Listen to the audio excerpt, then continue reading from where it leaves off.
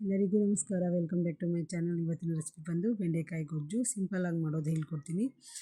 ಮೊದಲನೇದಾಗಿ ಟೊಮೊಟೊ, ತೆಂಗಿನಕಾಯಿ ತುರಿ, ಹುರಿಗಡಲೆ, ಕೊತ್ತಂಬರಿ, ಪುದೀನ ಮತ್ತು ಶುಂಠಿ, ಬೆಳ್ಳುಳ್ಳಿ, ಸ್ವಲ್ಪ ಚಕ್ಕೆ ಲವಂಗ ಹಾಕಿ ರುಬ್ಬಿಟ್ಕೊಳ್ಳೋಣ ಮಸಾಲೆಗೆ.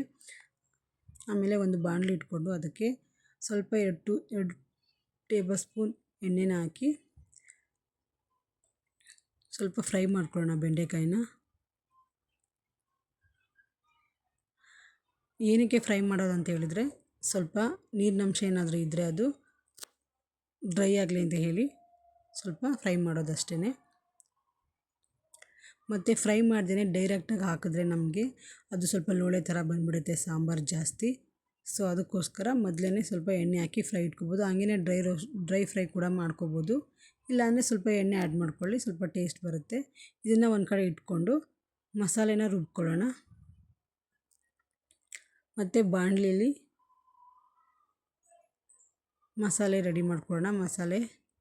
ಮಸಾಲೆಗೆ ನಾವು ಫಸ್ಟು ಒಗ್ಗರಣೆಗೆ ಎಣ್ಣೆ ಹಾಕ್ಕೊಂಡು ಅದಕ್ಕೆ ಸಾಸಿವೆ, ಈರುಳ್ಳಿ,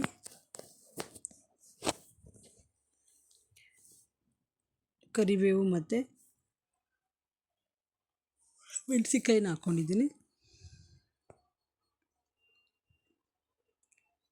ಮೊದಲು ಮಸಾಲೆನ ಚೆನ್ನಾಗಿ ಫ್ರೈ ಮಾಡಿಕೊಂಡು ಚೆನ್ನಾಗಿ ಕುದಿ ಬಂದಮೇಲೆ ಕೊನೆಯಲ್ಲಿ ನಾವು ಬೆಂಡೆಕಾಯಿನ ಆ್ಯಡ್ ಮಾಡೋದು.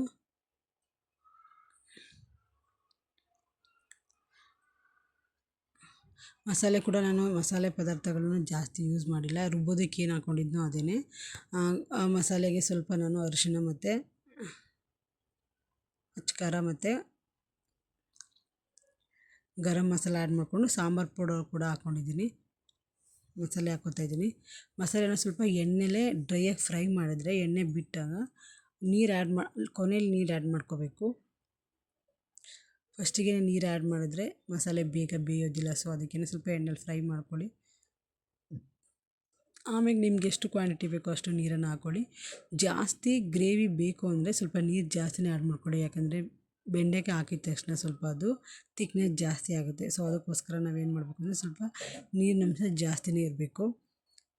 ಇಲ್ಲಾಂದರೆ ನಿಮಗೆ ಗ್ರೇವಿ ಸಿಗೋದಿಲ್ಲ, ಎಲ್ಲ ಅಲ್ಲಿಗೆ ಸ್ವಲ್ಪ ಡ್ರೈ ಥರ ಫೀಲ್ ಆಗಿಬಿಡುತ್ತೆ. ಸೊ ಅದಕ್ಕೋಸ್ಕರ ನಾವೇನು ನೀರಿನಂಶ ಸ್ವಲ್ಪ ಜಾಸ್ತಿ ಹಾಕ್ಕೊಂಡ್ರೆ ಜಾಸ್ತಿ ಗ್ರೇವಿ ಬೇಕು ಅಂತಂದರೆ ಹಾಕ್ಕೋಬೋದು. ಇಲ್ಲ ಡ್ರೈ ಆಗಬೇಕು ಅಂತ ಹೇಳಿದರೆ ನೀವೆಷ್ಟು ಮಸಾಲೆ ಬೇಕೋ ಅಷ್ಟನ್ನು ಹಾಕ್ಕೋಬೋದು ಅಷ್ಟೇ.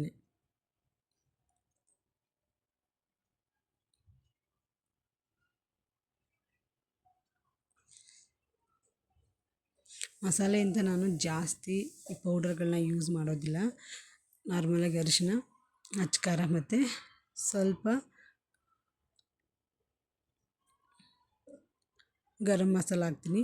ನಾನು ಸಾಂಬಾರು ಪೌಡ್ರನ್ನ ಆ್ಯಡ್ ಮಾಡೋದ್ರಿಂದ ಸಾಂಬಾರು ಪೌಡರ್ಗೆ ಪ್ರತಿಯೊಂದನ್ನು ಕೂಡ ನಾವು ಆ್ಯಡ್ ಮಾಡಿರ್ತೀವಿ. ಸೊ ಅದಕ್ಕೋಸ್ಕರ ಸಪ್ರೇಟಾಗಿ ಹುರಿಯೋದು ಏನೂ ಮಾಡೋದಿಲ್ಲ. ನಾನು ಸಾಂಬಾರು ಪೌಡ್ರನ್ನ ಆ್ಯಡ್ ಮಾಡ್ಕೊಂಡ್ಬಿಡ್ತೀನಿ.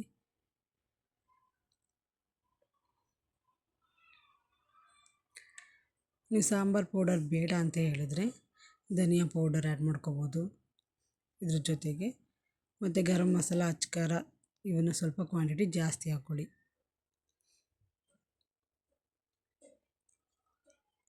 ಸಾಂಬಾರು ಪೌಡರ್ ಹಾಕೋತಾ ಇದ್ದೀನಿ ನಾನು 3 ಸ್ಪೂನ್ ಹಾಕಿದ್ದೀನಿ.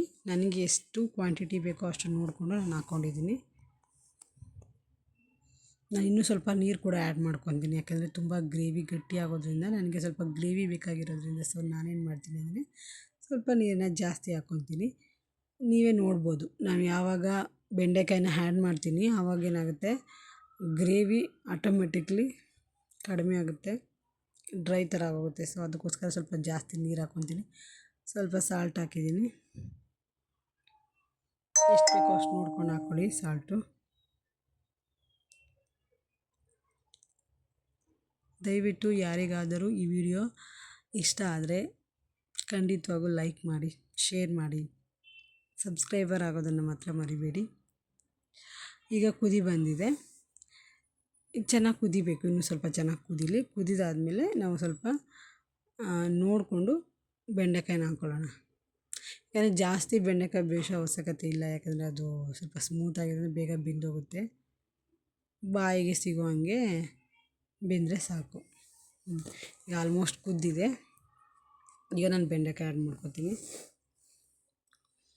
ಬೆಂಡೆಕಾಯಿ ಹಾಕಿದ್ಮೇಲೆ ಜಾಸ್ತಿ ಕುದಿಸೋ ಅವಶ್ಯಕತೆ ಇಲ್ಲ, ಯಾಕಂದರೆ ಫಸ್ಟೇ ಫ್ರೈ ಮಾಡಿರೋದ್ರಿಂದ ಬೆಂಡೆಕಾಯಿನ ಮತ್ತು ಮಸಾಲೆನೂ ಚೆನ್ನಾಗಿ ಕುದಿ ಬಂದಿರೋದ್ರಿಂದ ಎರಡು ಸ್ವಲ್ಪ ಮಿಕ್ಸ್ ಆಗೋ ತನಕ ಬಿಟ್ಟರೆ ಸಾಕು. ಒಂದೆರಡು ಕುದಿ ಬಂದರೆ ಸಾಕು, ಅಲ್ಲಿಗೆ ಆಗುತ್ತೆ. ಮಿಕ್ಸ್ ಮಾಡಿದ್ದೀನಿ ನೋಡಿ, ಗ್ರೇವಿ ಎಷ್ಟು ಸಿಗ್ತಿದೆ ಅಂತ. ನಮ್ಗೆ ಈ ಮಟ್ಟಕ್ಕೆ ಗ್ರೇವಿ ಬೇಕು ಅಂದರೆ ನಾವು ಸ್ವಲ್ಪ ನೀರು ಜಾಸ್ತಿನೇ ಮಾಡಬೇಕು. ಮುಚ್ಚಿದ್ದೀನಿ, ಮುಚ್ಚಿ ಸ್ವಲ್ಪ ಬೆಂದಿನಿ. ಈಗ ಓಪನ್ ಮಾಡಿದಾಗ ಇಷ್ಟು ಕುದೀತಾ ಇದೆ, ಆಲ್ಮೋಸ್ಟ್ ಆಗಿದೆ. ಇವಾಗ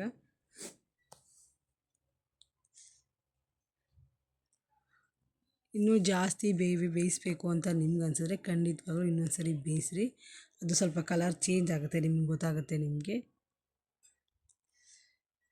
ಈಗ ಆಲ್ಮೋಸ್ಟ್ ರೆಡಿಯಾಗಿದೆ.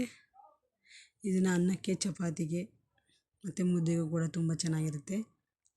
ದಯವಿಟ್ಟು ಇಷ್ಟ ಆದರೆ ಶೇರ್ ಮಾಡಿ, ಲೈಕ್ ಮಾಡಿ, ಖಂಡಿತವಾಗ್ಲೂ ಕಮೆಂಟ್ ಮಾಡಿ. ಟ್ರೈ ಮಾಡಿ ನೋಡಿ ಹೇಗಿದೆ ಅಂತ, ಸಿಂಪಲ್ಲಾಗಿ ಮಾಡುವಂತಹ ಬೆಂಡೆಕಾಯಿ ಗೊಜ್ಜು. Thank you. Thanks for watching.